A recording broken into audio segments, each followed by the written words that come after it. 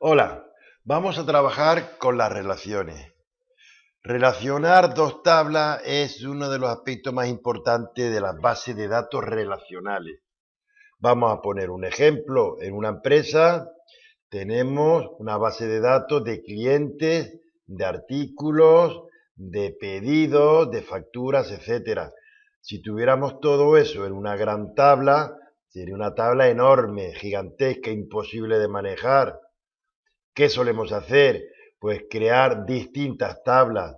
Por un lado tendremos la tabla de clientes con sus datos personales y un código de cliente. Por otro lado tendremos una tabla con las facturas. Y en esa tabla de factura tendremos el código de cliente y quién nos ha hecho esa compra.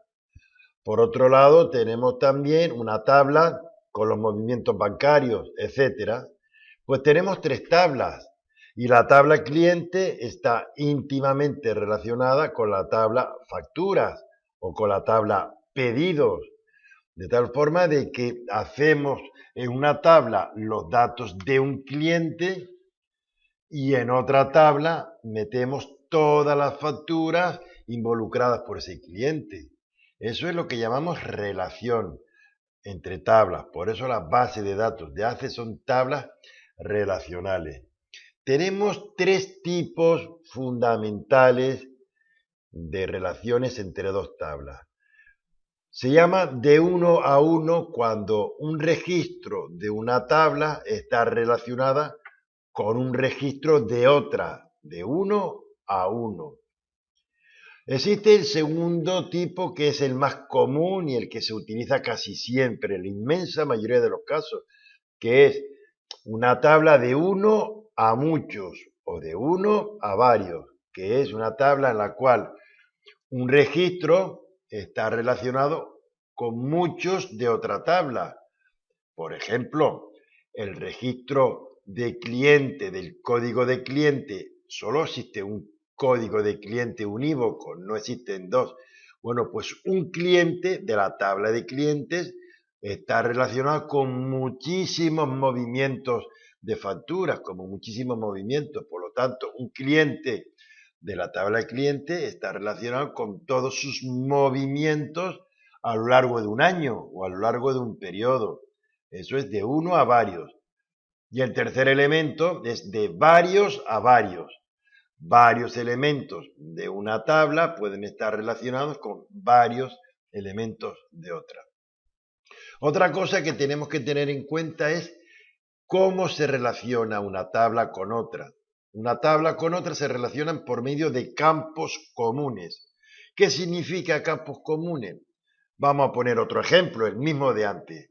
El código de cliente de la tabla de clientes tiene que ser exactamente idéntico al código de cliente de la tabla de facturas. Yo cuando hago una factura escribo un código de cliente. Voy a facturar a ese cliente y hago muchas facturas, pero claro, utilizo un campo que es idéntico al de la tabla de clientes. Por lo tanto, vamos a hacer una cosa. Vamos a imaginarnos la tabla de clientes con el campo código de clientes y ahora vamos a imaginarnos la tabla facturas con un campo llamado código de cliente. Los dos son exactamente iguales. No tienen que llamarse igual, pero generalmente, como queremos facilitarnos a nosotros mismos la tarea, pues siempre lo llamamos de la misma forma. Otra cosa importantísima que usted tenga en cuenta, podemos relacionar varias tablas, no siempre son dos. Yo puedo relacionar una con otra y con otra y con otra. Es decir, una tabla puede estar relacionada con dos o tres tablas. Es más, una tabla puede estar relacionada con esta y esta a su vez con otra distinta, formando un tren de tablas relacionadas. ¿Vale? Vamos ahora a realizar los ejercicios. Vamos a abrir la tabla Customer. Nos fijamos que en el Customer ID hay un campo llamado Customer ID que tiene el código de los clientes, 101, 102, 103. Vamos ahora a abrir el orden. Y también tenemos código de cliente, ¿lo veis en la segunda columna? ¿Qué tienen en común las dos tablas? En la order summary, el código del cliente, y en customer, el código del cliente. Cuando yo hago un pedido, pongo el código del cliente de alguno que existe, ¿vale? Bueno, pues vamos a cerrar todo y vamos ahora a crearnos nuestra primera relación, que vamos a relacionar la tabla de clientes con la de orden summary. ¿Dónde se hace eso? ¿Se hará en herramientas de base de datos? Efectivamente, herramientas de bases de datos. Pues vamos a crearnos nuestra primera relación. Aquí está, donde pone relaciones, fijo relaciones, y el programa ya me añade el de customer. ¿Cómo añado otro? Porque las relaciones hemos dicho que como mínimo una relación es de 2, mínimo. Pues vamos a mostrar tabla y vamos a agregar ahora orden summary. Agregar y ojo, cerrar. El programa ha visto una cosa, lo ha visto. Si a usted no le ha pasado esta relación, pues yo la voy a quitar. ¿Cómo se quita una relación? ¿Cómo rompemos una relación? Pues picando en la relación y dándole a la tecla suprimir. Si queremos eliminarla porque quiero enseñarle al alumno cómo sale. Generalmente no sale nunca automáticamente. Bueno, pues vamos a fijarnos. Habíamos dicho que la tabla de clientes tiene el código del cliente, el identificador del cliente. Y en la del order hay un campo que se llama Customer ID, que es el mismo. Tienen que ser idénticos, no tienen por qué llamarse igual. No tienen, pero sí tienen que ser los dos idénticos.